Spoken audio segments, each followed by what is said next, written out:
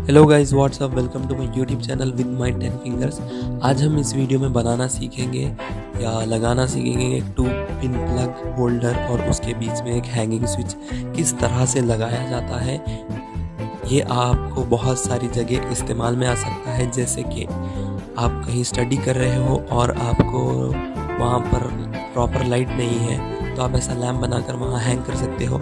और जैसे कि अगर आप कोई DIY लैम्प्स घर में बना रहे हो, तो ऐसे आप उसमें भी डालकर इसे इस्तेमाल कर सकते हो। ऐसे लैम्प्स मैंने मेरे चैनल पर बहुत बनाए हैं, लिंक मैं डिस्क्रिप्शन में दे दूँगा, आप चेक कर सकते हैं।